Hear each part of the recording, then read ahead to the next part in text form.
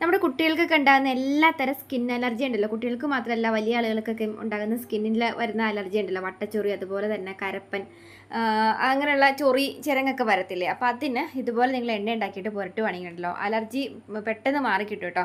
പിന്നെ കാലിൻ്റെ ഒടിഭാഗം ചൊറിച്ചിൽ, അതുപോലെ തന്നെ ഈ മൂലക്കുരുവൊക്കെ ഉള്ള ആളുകൾക്ക് ഈ എണ്ണ ഇതുപോലെ നിങ്ങൾ ഉണ്ടാക്കിയിട്ട് മൂലക്കുരുവൊക്കെ ഉണ്ടെങ്കിൽ ഒരു ഭാഗത്ത് തേച്ച് കൊടുക്കുകയാണെങ്കിൽ മൂലക്കുരുവിൻ്റെതായ അസ്വസ്ഥതകളൊക്കെ മാറിക്കിട്ടുകയും ചെയ്യും. മൂലക്കുരു ചുരുങ്ങി പോകാനൊക്കെ ആയിട്ട് നല്ലതാണ്. അത് മാത്രമല്ലാണ്ട് ഈ എണ്ണ ഇതുപോലെ നിങ്ങൾ ഉണ്ടാക്കുവാണെങ്കിൽ കുട്ടികൾക്ക് കരപ്പനും വട്ടച്ചൊറിയും അങ്ങനെയുള്ള സ്കിൻ അലർജിക് പ്രോബ്ലംസ് ഒക്കെ വരുമ്പോൾ പുരട്ടി കൊടുത്താൽ മതി, പെട്ടെന്ന് മാറിക്കിട്ടും കേട്ടോ. അപ്പോൾ അതിനായിട്ട് ചേർത്ത് കൊടുക്കാനുള്ള ഒന്നാമത്തെ ഒരു ഐറ്റം എന്ന് പറയുന്നത് ഞാൻ മുൻപ് കാണിച്ചത് നമ്മുടെ ഈ പെരികിലത്തിൻ്റെ ഇലയാണ്. ആ വട്ടത്തിൽ കണ്ടത് ഈ വട്ടപ്പെരികിലം എന്നൊക്കെ നിങ്ങൾ കേട്ടിട്ടില്ലേ, ആ ഒരു ഇലയാണ് കേട്ടോ. അത് ഈ പണ്ട് കാലത്തൊക്കെ കുട്ടികൾക്കൊക്കെ ഇങ്ങനെ അപ്പി കോരാനൊക്കെ ആയിട്ട് ഈ പറമ്പുകളിലൊക്കെ നിന്നൊക്കെ അമ്മമാർ പോയി പറിക്കുന്ന ഇലയായിരുന്നു. അപ്പോൾ ആ ഇലയാണ് അത് കേട്ടോ, വെള്ള പൂക്കൾ ഉണ്ടാവുന്നത്. ഇനി ഇത് തേക്കിൻ്റെ കൂമ്പ് ലീഫാണ് കേട്ടോ. അപ്പോൾ ഈ തേക്കിൻ്റെ കൂമ്പ് ലീഫും അതുപോലെ തന്നെ പെരികിലത്തിൻ്റെ ഇലയും കൂടെ കൂടിയിട്ട് ഞാൻ എടുത്ത് വെച്ചേക്കുന്നത്. അപ്പം 50 ml വെളിച്ചെണ്ണയ്ക്കാണ് നിങ്ങൾ ഉണ്ടാക്കുന്നതെങ്കിൽ ഒരു 1-2 പെരികിലത്തിൻ്റെ വട്ടം ഇലയും ഒരു കൂമ്പ് ലീഫ് തേക്കിൻ്റെ കൂമ്പ് ലീഫും കൂടി എടുക്കണം കേട്ടോ. ഇത് രണ്ടും എടുക്കണേ. അപ്പോൾ ഇത് നമുക്ക് ചട്ടിയിലിട്ടിട്ട് ഉണ്ടാക്കിയെടുക്കാം. അപ്പോൾ ഇതുപോലെ ഒന്ന് വട്ടത്തിലൊന്ന് ചെറുതായിട്ടൊന്ന് കട്ട് ചെയ്ത് നമ്മൾ ചീരയൊക്കെ ഒന്ന് കട്ട് ചെയ്തെടുക്കത്തില്ലേ, അതുപോലെ നിങ്ങൾ കട്ട് ചെയ്തെടുക്കണം കേട്ടോ.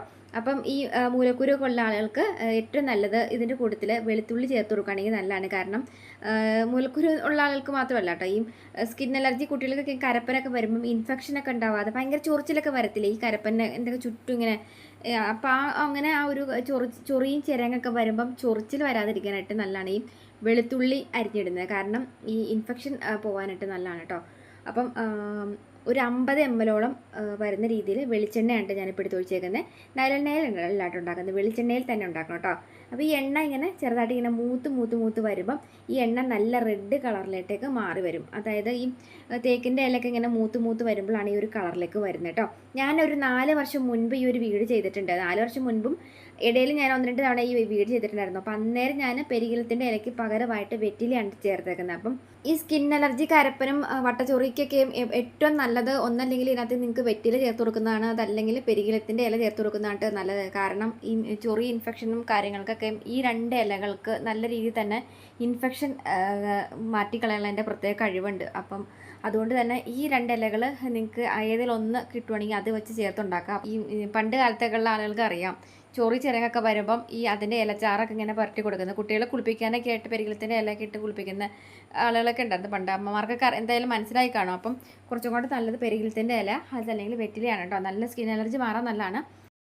അപ്പോൾ ഈ എണ്ണയുടെ പാകം എന്ന് പറയുന്നത് ഇതാണ് കേട്ടോ. നമ്മൾ ഈ കറിവേപ്പിലൊക്കെ ഇങ്ങനെ മൂത്ത് വരുമ്പോൾ കരിമുരാന്ന് ഇങ്ങനെ മുരിഞ്ഞ് വരത്തില്ലേ ഇല, അതുപോലെ ഈ ഒരു പരുവത്തിൽ വന്നോട്ടോ. അതുപോലെ തന്നെ മിക്കവർക്കും ഉണ്ടാകുന്ന ഒരു പ്രശ്നമാണ് ഈ കാലിൻ്റെ ഒടിഭാഗം ചൊറിച്ചിൽ. പ്രത്യേകിച്ച് പെൺകുട്ടികൾക്കൊക്കെ ഈ പീരീഡ്സിൻ്റെ ഒക്കെ ടൈമൊക്കെ ആയി കഴിഞ്ഞപ്പോൾ കാലിൻ്റെ ഒരു ഭാഗത്തൊക്കെ ഇൻഫെക്ഷനൊക്കെ ഉണ്ടായിട്ട് നല്ല രീതിയിൽ തന്നെ ചൊറിച്ചിലൊക്കെ ഉണ്ടാകുന്ന ആളുകളുണ്ട്. അപ്പം ഇതുപോലെ നിങ്ങൾ എണ്ണ ഉണ്ടാക്കി വെച്ചിട്ട് നിങ്ങൾക്ക് അങ്ങനെ കാലിൻ്റെ ഒരു ഭാഗം ചൊറിച്ചിലൊക്കെ ഉണ്ടെങ്കിൽ ഈ എണ്ണ തൂത്ത് കൊടുത്താൽ മതി. 2 ദിവസം കൊണ്ട് ആ ചൊറിച്ചിലും കടിയൊക്കെ ഉണ്ടെങ്കിൽ അങ്ങ് പൊക്കോളും. ഇതാവുമ്പം വേറെ സൈഡ് എഫക്റ്റോ കാര്യങ്ങളോ ഒന്നും തന്നെ ഇല്ല. പിന്നെ ഈ മൂലക്കുരുവൊക്കെ ഉള്ള ആളുകൾക്കും ഈ ഒരു എണ്ണ തൂത്ത് കൊടുക്കുകയാണെങ്കിൽ മൂലക്കുരു ഇങ്ങനെ ആ പോളത്തിൻ്റെയൊക്കെ മുകളിൽ തൂത്ത് കൊടുക്കുകയാണെങ്കിൽ മൂലക്കുരുയുടെ അസ്വസ്ഥതകളും ചൊറിച്ചിലൊക്കെ മാറുകയും ചെയ്യും. പോളം ചുരുങ്ങി പോകാനായിട്ട് നല്ലതാണ്. നിങ്ങളിങ്ങനെ എണ്ണ ഉണ്ടാക്കി വെക്കുകയാണെങ്കിൽ നമ്മൾ അടുക്കളയിലൊക്കെ കയറി കഴിഞ്ഞ് കഴിയുമ്പോൾ കൈയൊക്കെ പൊള്ളത്തില്ലേ, അപ്പോൾ ഈ കൈയൊക്കെ പൊള്ളുമ്പം ഈ എണ്ണ തൂത്ത് കൊടുത്താൽ മതി. പാട് പോലും ഇല്ലാത്ത രീതിയിൽ കോമളയൊന്നും അങ്ങനെ പൊട്ടില്ലാത്ത രീതിയിൽ തന്നെ അത് പെട്ടെന്ന് അങ്ങോട്ട് മാറിപ്പോകും കേട്ടോ. അപ്പോൾ കറുത്ത പാടുകളൊക്കെ ഉണ്ടെങ്കിൽ നിങ്ങൾ തൂത്ത് കൊടുത്തോ. സ്കിൻ അലർജിക്കൊപ്പം തന്നെ കറുത്ത പാടുകൾ മാറാനായിട്ട് നല്ലതാണ്. അതുമാത്രമല്ല മൂലക്കുരുവിൻ്റെതായ അസ്വസ്ഥതകൾക്ക് ഇത് തൂത്തിട്ടുണ്ടെങ്കിൽ മൂലക്കുരു ചുരുങ്ങിപ്പോവും.